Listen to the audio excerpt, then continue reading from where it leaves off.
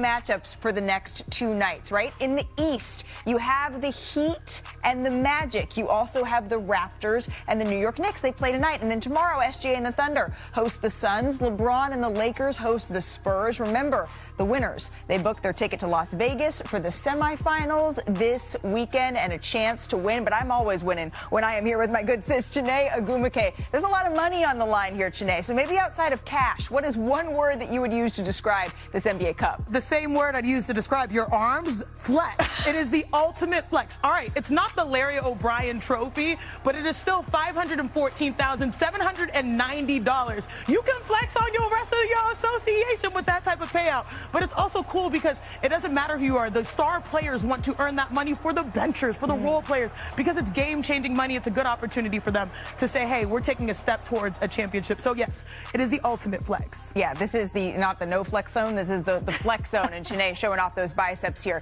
8 teams left, but only one will become the third ever NBA Cup championship. So here's what are the odds on DraftKings Sportsbook for the winner of the Cup, right? Oklahoma City, of course, they have the odds to win it along with everything else. Then you got the Knicks, the Lakers, the Magic. Monica McNutt, it is a good day when you are in studio with us, sis. When you are watching the Thunder here, are you taking Oklahoma City, or are you looking at the rest of the field for this Cup? Baby, I think I would be tripping to go against these odds. The Thunder have been so dominant on both sides of the basketball. I mean, all of the teams in the field, you got to lace up and you got to play against them. But when you're just looking at it based on what they've done in their body of work this season, a fresh SGA, I'm going with the Thunder. Not to mention, I feel like they still may have a little chip on their shoulder because of the last performances we've seen from them in the NBA Cup. Could this be the year they get over the hump? We're going to dive into the NBA Cup much more here throughout the show. But today on ESPN.com, let's visit our senior insider, Shams Charania. He released his latest inside pass, highlighting the trade buzz around the league right now. As we approach that key date of December the 15th, that is when 82 players become eligible to be traded. So let's welcome in our senior insider, Shams Charania now. Shams, you reported that several Eastern Conference contenders, they are preparing to pursue Anthony Davis here. What is Dallas truly weighing, and what could the trade market here look like? Malika, they're weighing whether to trade Anthony Davis or reach an extension and a commitment on an extension in the offseason, depending on whether Anthony Davis is able to gel with this group, how this team looks over the next few weeks with Cooper Flagg, and a more healthy team. And that's exactly what Mavs interim co-general managers Michael Finley and Matt Riccardi discussed when they met recently with AD's agent Rich Paul at Clutch Sports. My understanding is Paul told him that he wants the Mavs to either commit on an extension in the offseason or trade AD. And so the Mavs will evaluate the next several weeks. There is no question around the league that trade talks to some extent will occur, and 3 Eastern Conference teams that I'm told will emerge as suitors for Anthony Davis are the Pistons, Raptors, and the Atlanta Hawks. You're looking at packages around role players, picks, potentially expiring contracts, and picks. This is someone that spent his entire NBA career in the Western Conference. He's a 10-time All-Star. So clearly there's a group of Eastern Conference contenders viewing him as a game changer to reshape the East. Interesting. All right, so let's get our front office insider Bobby Marks in here, because we're hearing the Pistons, the Hawks, and the Raptors. So draw it up here, Bobby. What could a trade look like? Well, I think Detroit is certainly the most interesting team, the best team in the Eastern Conference right now, and they do have all of the assets to go out and make an Anthony Davis trade. Remember, Anthony Davis is making $54 million. We've got to include a big expiring contract, and that certainly starts with Tobias Harris here. And then they've got some of these young players. Jaden Ivey's on an expiring contract. Ron Holland also here. Remember, they all have all their first-round picks to put in a trade. We're not going to do that right now. And when you look at that deal, that works. That's kind of looking like the framework if Detroit wanted to go out and do an Anthony Davis-type trade. But remember, this is, as I said, this is the best team in the Eastern Conference. Do you want to disrupt what you have right now? Bobby, I want to go into your brain really quick, because you said something that is blowing my mind. This is the best team in the East. If it ain't broke, don't fix it, right? So if you're thinking about AD adding, Jalen Duren's having an amazing year, 19-5. They're already 4th in rebounding percentage, 4th in defense. If you're a GM, why would you make this move? Well, Anthony Davis is a top 20 player when he's on the court. I think that's the biggest thing. Now, the concern, Chiney, is pairing Davis with Duren, who's a free agent this summer. Then you've got to extend Anthony Davis. Do you want to commit $90 million to those two players in the near future here? That's a big dilemma that you've got to go about. And remember, the trade deadline is not the quarter mark. It's basically you've got 20 games left in the season. It's a big question. Right. Yeah, big gamble you've got to ask. The benefit of the viewer here, Monica, when Sinead proposed that and saying pairing Duren alongside Anthony Davis, your reaction to that was, yeah, there was a little bit of this going on. Something like Atlanta a little bit more. I don't want that. Yeah. To me, I think chemistry is so fragile, and unfortunately, Anthony Davis has had an injury history. The Pistons largely have been durable in terms of their core guys, so I don't necessarily love that. If we were going to do this, Atlanta is the team that I've been curious about. They've been hanging out in purgatory, if you will, not terrible, but also not necessarily competing, but they've got athletes, and Anthony Davis, I think, is a better fit there, potentially. Okay, well, go ahead, Bobby. I'm sorry. Well, here's Atlanta for you, right here. Right, let's see. When you're looking at it, certainly with Anthony Davis, it has to start with the contract of Kristaps Porzingis, who's on an expiring contract. Now, how do you get the money to work, getting up to $45 million? Now you're talking about touching some of your, whether it be a Luke Kennard, some of your minimum players. Now, here's the question. That Pelican pick that they have, that's basically you put it in a vault and you lock it up, and we'll see you in June here.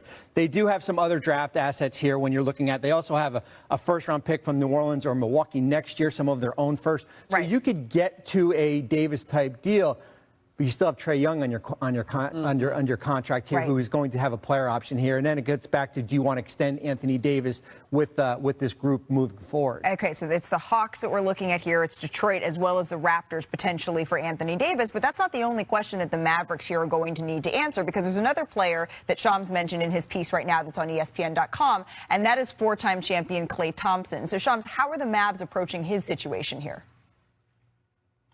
Look, I'm told the Mavericks will be open to exploring the Klay Thompson market. And Klay Thompson himself, my understanding is, wants to be in a contending situation. He's someone that committed to this Mavericks team in 2024 free agency to join Luka Doncic and Kyrie Irving off a team that made it to the NBA Finals. And now Luka Doncic is gone. This is a below 500 team.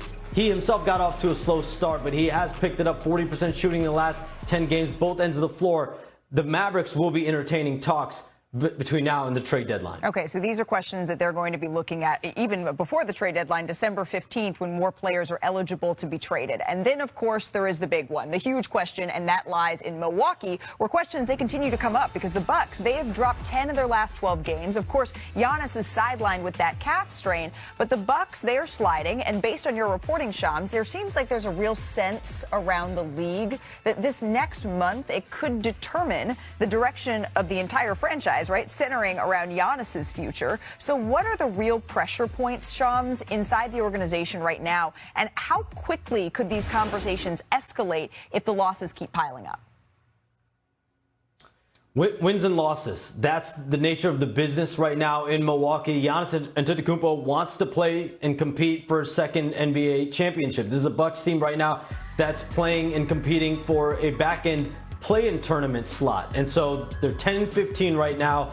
Conversations are active and open as of last week between Giannis' side, his agent Alex Saratz's, and the Milwaukee Bucks.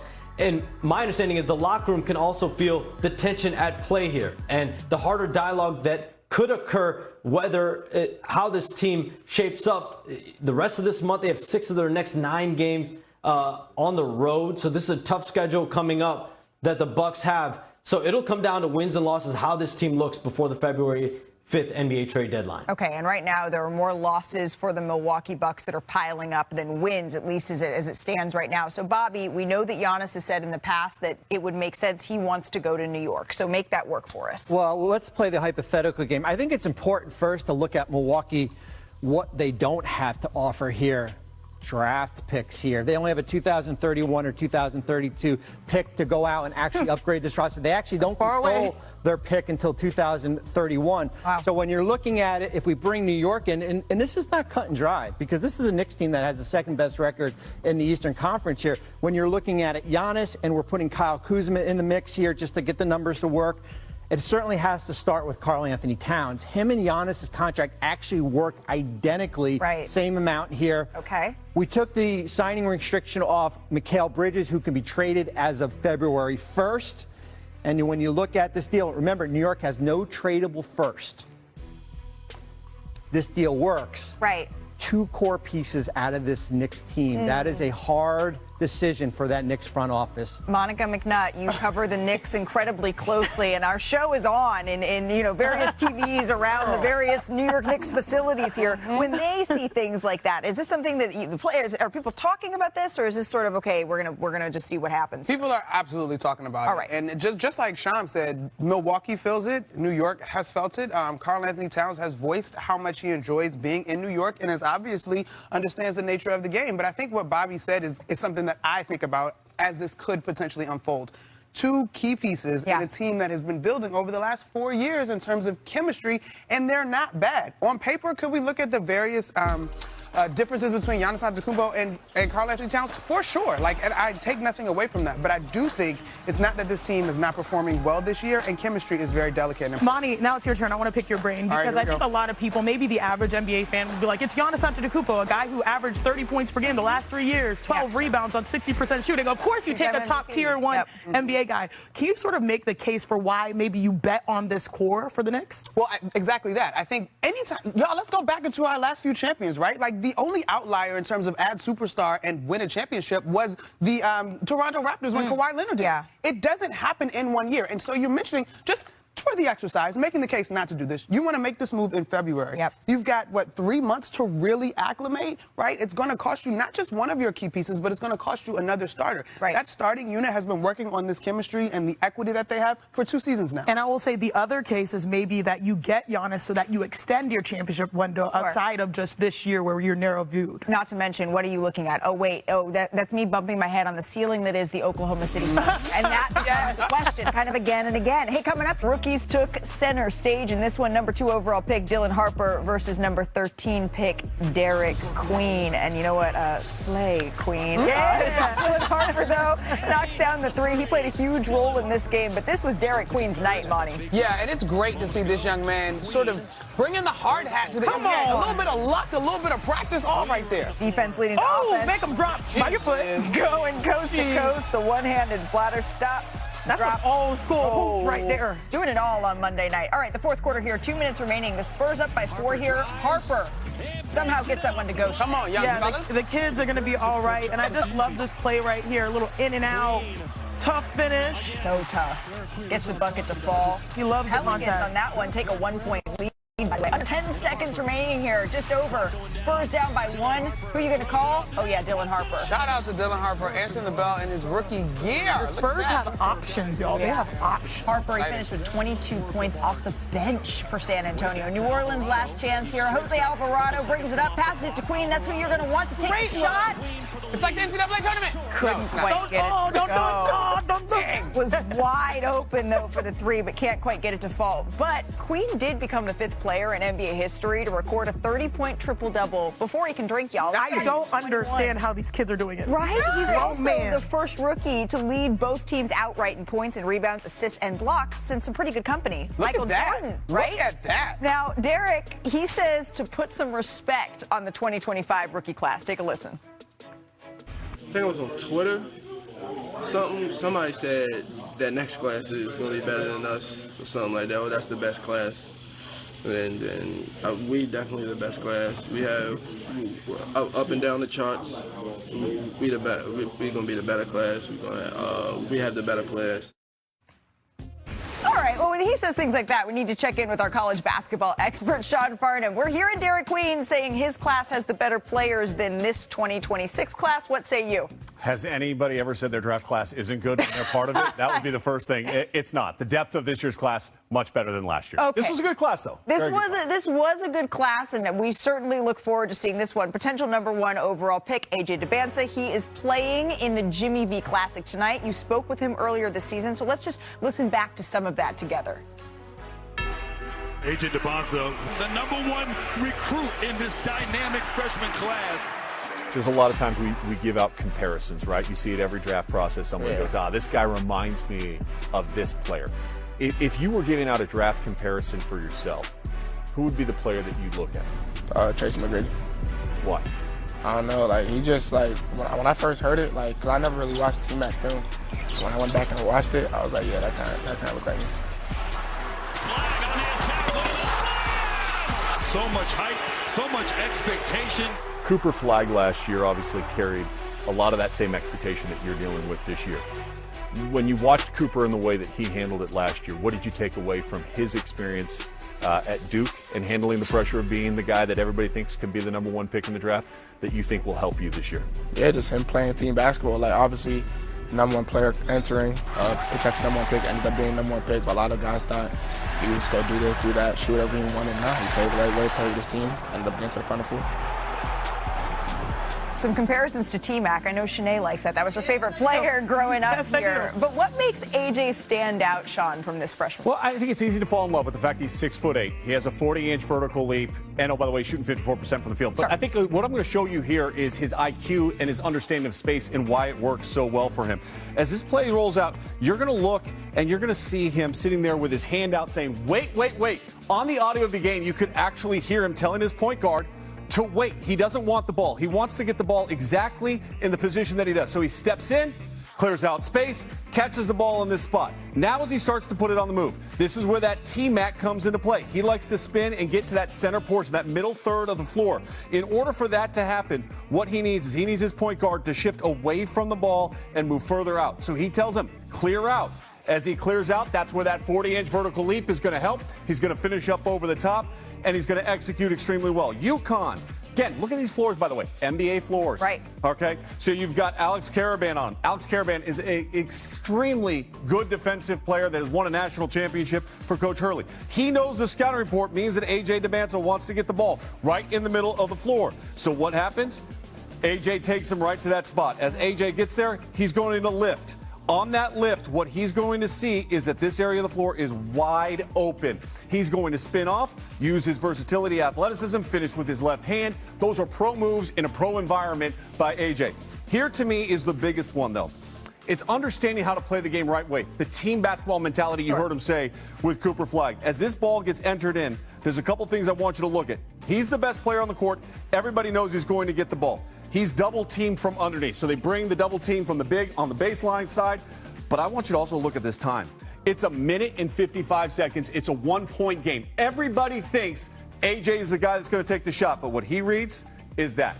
He reads that the weak side wing defensive player has to crack in. And that means he can throw over the top to the best shooter on the floor, and that's Richie Saunders. He makes the right play in the right moments, bang that three-point shot. They get the victory. They remain a top 10 team. And tonight, another tough challenge for them against Clemson in the Jimmy V Classic. Making NBA plays on NBA courts. And for you, right now, he is the #1 pick in this draft. He is the #1 pick for me because of his ceiling and how high he can get to. Yep. His floor might be lower than some other players, but his ceiling is as elite as any player in this draft. And for me, that's why he's the #1 pick. And you'll see him on another NBA floor tonight in MSG. And you have all of the real-time data here. You have been watching these guys play. But Bobby Marks, you actually have been drafting these guys in a previous life. So in your mind, do you agree with Sean? Is AJ the #1 pick here? I will tend to disagree right now. And it's not just based off this one play we're going to show you. I think there's a 6'9" forward down at Duke who's been pretty good so far. This is the Florida game last week. 16 seconds left. Duke up 1. Watch Cameron Boozer up top. Switch on Boogie Flan, who had just hit a 3. And then shift over and basically pick up Flan again. Turnover right here. End of game. Ball game here. What NBA executives like. 7'1" wingspan. The ability to guard smaller defenders here right now. We still got a long way to go. 23-10 so far for an undefeated Duke team. How's Cam being viewed here? I think Cam is very much so in this mix, all right? We heard Darren say, hey, I've got a little Devin Booker in me. We got a little T-Mac here. If you want a comp for here, how about Kevin Love? Sure. The versatility, the ability to shoot from the outside, an excellent passer. The concern I have for him, again, his floor, best floor in this entire draft. He's the most polished freshman in college basketball. His ceiling, though, is a little bit lower than those two guys over on that side because of the lack of athleticism that he has. He's not going to be able to overpower. He overpowers a lot of players in college. I wonder if that's going to translate and overpower at the same level that we're seeing in college at the NBA level. It's the depth of this draft class. I'm really interested to see how this plays out. By the way, saying he's Kevin Love is not a slight. Right, as we march towards June here. But it is V Week at ESPN when we highlight the urgent need for cancer research. And thanks to Principal Foundation's generosity, you can double your impact. fact, they are matching up to $1 million in donations during B Week. So if you're able, please visit b.org/donate. And 100% of your donations go directly to cancer research. Had a blazing start to the season, but they've come back down to earth a little bit. But they will look toward Brandon Ingram, Scotty Barnes, both averaging over 20 a game here for the Raptors. And then for New York, Jalen Brunson, he's been heating up recently. He's averaging almost 30 points a game in his last 3. By the way, all of those were Knicks wins. So joining us now is our reporter in Toronto, Vincent Goodwill. So the Knicks, they currently have the 3rd-ranked offense in the NBA, but Karl Anthony Towns, his status still up in the air here, Vinny. How are they looking ahead of this matchup against the Raptors?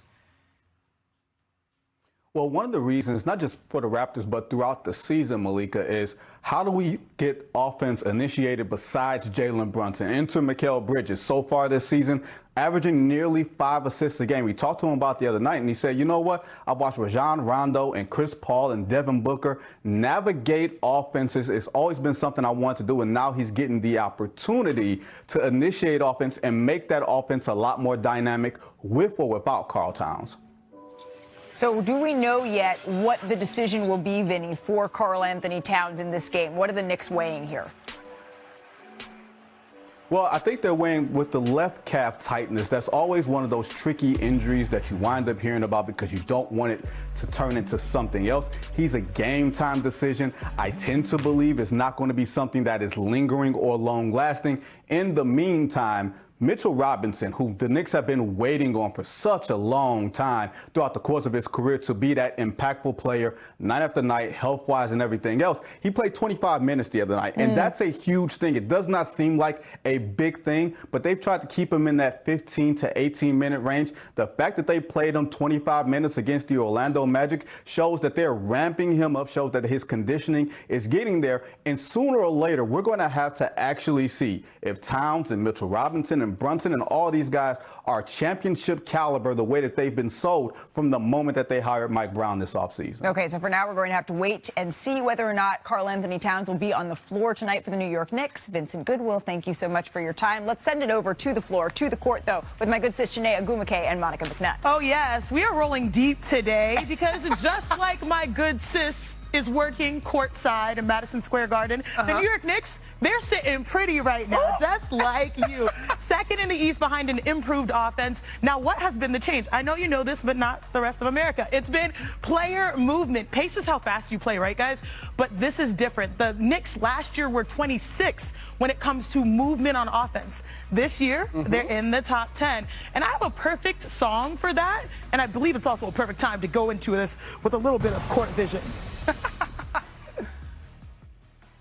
When I move, you move. And just like that, the New York Knicks have a top 3 offense in the NBA. And this is a perfect play to show you why. It's because of player movement. I want you guys to check it out from my point of view. Beautiful movement on the backside. Watch Jalen Brunson drift over to the corner. Beautiful pass by Mikal Bridges. This is where 2 important things happen. 1, Jalen Brunson, of course, is going to get into his bag. But 2, Karl Anthony Towns is going to draw multiple defenders into the paint.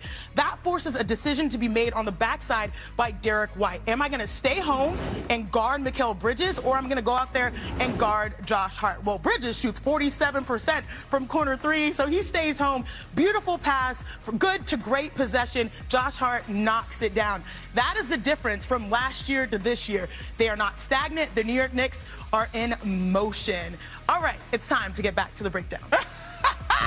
So, Monica, I crunched the numbers, and obviously we went to a whole different dimension. Yep. Am I telling the truth? You're telling the truth. Okay. You're preaching a little bit, and I will tell you that, too. Now, I would just add to that. Part of what you're saying in terms of player movement is the focusing on what Mike Brown calls sprays to get to three-point opportunities. So here's the movement you're talking about. You got screen, you got different folks initiating the offense. Jalen Brunson's usage is still up, but his opportunities in catch and shoot are also up as well, and his dribbles are actually down a little bit this season. Amen. Here's a corner 3. Knicks happen to lead the league in corner 3s with like 5.2 per game. Not to mention that guy, Josh Hart, is shooting the ball crazy in the month of November, something like 38% from the three-point line, so he's been rolling. And what does Shanae always say, right? Styles, they make what, Shanae? They make some fights, girl. Yeah, they do, and that's something that we're going to be keeping an eye on here in this one, because as Monica knows, the Knicks are the 5th best three-point shooting team in the league by percentage, but Toronto, they hold teams to the 3rd lowest shooting percentage on 3, so that's something to keep an eye on. Exactly, in this cup matchup. This was just fun. In case you missed it, Jalen Brunson, of course, remember when he received 27 votes in in the New York mayoral election back in November?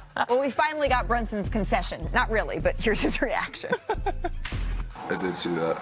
Would you consider running for mayor ever again? At this point in my life, no. I would not consider. Did you have a platform or anything? Or no? I want to go down this route.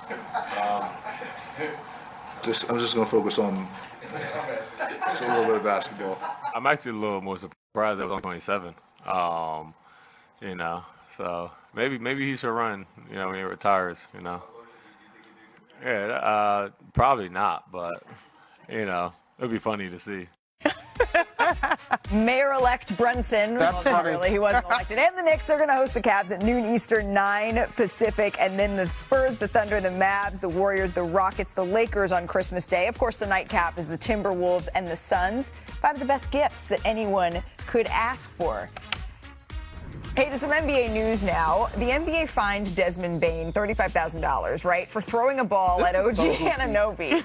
He chucked it at him. I didn't know if I could laugh. We are not playing dodgeball. What is you doing, What are we doing? And OG's like, did you see that? He was like, going bro, for what's the your out problem? of bounds call, right? But he was already out of bounds. 100%. Like, not to mention, just catch the ball and go the other way. Those things stay in your head. They don't come in real life. Bane's a friend of the show. He did get a technical foul for that play, though. The Magic, they're going to get another shot. They visit the Heat tonight, a little Sunshine State rivalry game. And the winner goes to Vegas, baby. Paolo Banchero will lead the Magic. They're without Franz Wagner as he recovers from that high ankle sprain. But Bam Adebayo, he's looking to snap Miami's 3-game losing streak. Our Mark Spears caught up with Bam recently for Anscape.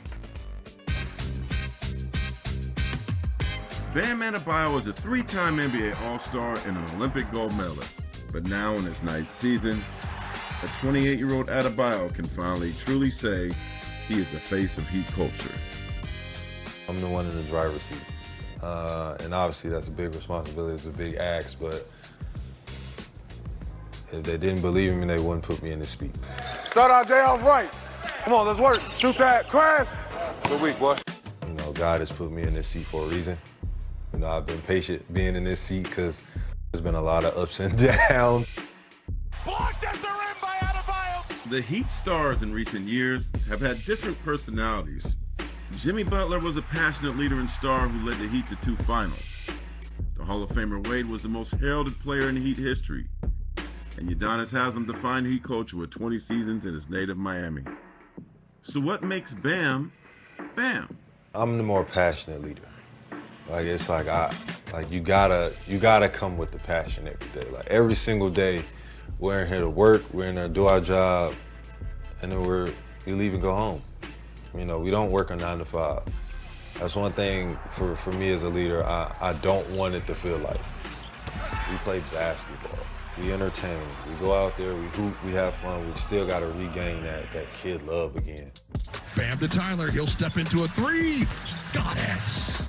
With Adebayo, sharpshooter Tyler Hero, and newcomer Norman Powell, the Heat's new OG has big dreams for his team. Man, people gonna call us crazy, but I think we're a contender. Speaking stuff to existence, like that matters. Like manifesting things, that matters. Like being able to just dream about that, write it down, and keep looking at that, that goes a long way. I think we're a contender when we're fully healthy.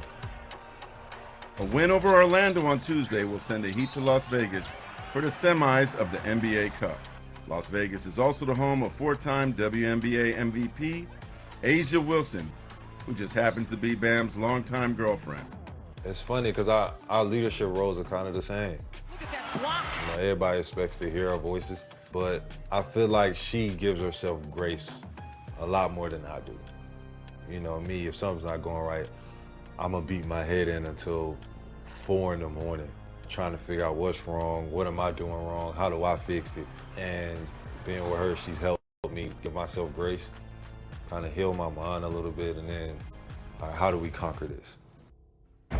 That was so sweet. Don't you just love Bam and A'ja? Yeah! This is the real slay queen of the show. This came out today. No, A'ja facts. Wilson Times 2025 Athlete of the Year. Yeah, She won her 4th MVP. She was named Co-Defensive Player of the Year. Led the Aces to their 3rd title in the last 4 seasons. Shanae, I see now why you're doing the one-sleeve dress. I'm just trying to get like her.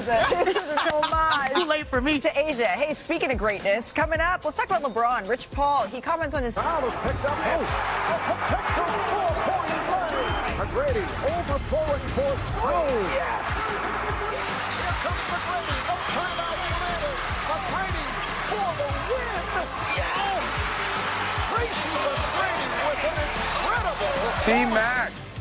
All right. My childhood. So T-Mac, in Shanae's childhood, made history on this date. It was 21 years ago. 13 points in 33 seconds. It's the most in the final 35 seconds of a game since at least 97-98. He made 4 threes and 1 free throw during that stretch. So it got us thinking, can our excellent analysts, our former ballers, replicate T-Mac's incredible performance? We're talking about a #1 pick, a WNBA All-Star. Why are you doing that to set this up? That's a 1,000-point score we got in Monica McNutt for Georgetown. I put my flats on. Let's see. All right, you averaged 2 3, Monica. So can we please have 33 seconds on the clock? This me first? And see how this is going to go. Ready, and let's go. I don't even think I can get this range right now. I'm Yao Ming. I'm just... Okay, there's one. For the rebound. Not even... Oops, sorry, language. Oh, my Rebounders, hurry! Bro, what? Let's go. You got 1. Come on. Damn. Come on. Give me that. Come on. This is this. so Rebound, bad. pass. What? Ain't one of these shots not a 3? Hold on, let me get the layup. Come on now, Here's the layup. There we Here's the go. layup. That's 2? I'm trying to get 1. Girl. You got it. We need 1, Shanae. Come on. I believe in you. You got it. That's it. No, man. No friendly bounce here.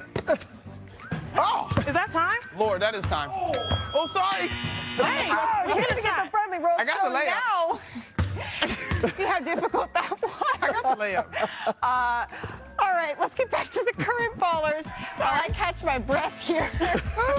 So funny. The Lakers and the Spurs, they face off tomorrow night in their NBA Cup knockout round. Monica and Shanae, y'all are good sports. LeBron is coming off his best game of the season, better than what we just saw, finishing with the season-high 29 points in the win against the Sixers. Now, the CEO of Clutch Sports and the longtime agent of LeBron's spoke on his new podcast about LeBron's future in LA. Take a listen to Rich Paul.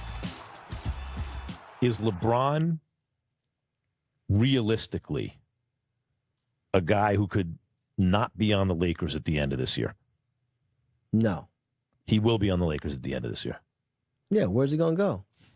I mean, New York comes to mind. You know, I don't think the Knicks can win a championship as currently constructed Does LeBron either. make the because Knicks Brunson's better? too small. Yes. Yeah, he would, of course. Yeah. But 29 other teams would say the same thing. Like, I personally don't think the Lakers are good enough to be contenders right now. Not right now. When you say contenders, what do you mean? I don't think they have enough to get to the Western Conference final. I don't think they have enough to get to really contend. All right, Bobby, what stood out to you the most there? Well, first of all, I didn't even shoot, and I'm already out of breath. I think the last line, as far as the Lakers are not contenders right now, nobody is in the Oklahoma City territory where they are. Thunder are in a different level right now. But when I do look at the Western Conference, whether it be Houston, Denver, San Antonio, I think certainly a 17-6 Laker team we could put up there as far as a team that potentially could reach the Western Conference. Of course, LeBron does have a no-trade clause here, so it seems that anything that would have to happen with LeBron, it just doesn't seem all that likely that he's going anywhere besides Los Angeles. No, and I think today's show in general, the trade conversations, LeBron conversations, I am reminded of the humanity of these athletes, too. Like, at this point in his life, LA is where his family is, where his businesses are. Like, Yeah, and just appreciate what you have right where you're at. And, you know, that was a big move to come here, and he's established. Yeah. And we're still getting some of the amazing fruits of his labor, so I think it's good here. And to me, you know, the question is what stood out the most. I think it is interesting that Rich is saying that he does not believe that the Los Angeles Lakers are good enough right now. They are number 2 in the West. At least right now, the West has been so fluid. There is a clear, though, delineation between that number 2 spot and the Oklahoma City Thunder. Really the rest of the league here. Hey, coming up on NBA Today, what about Vince Carter?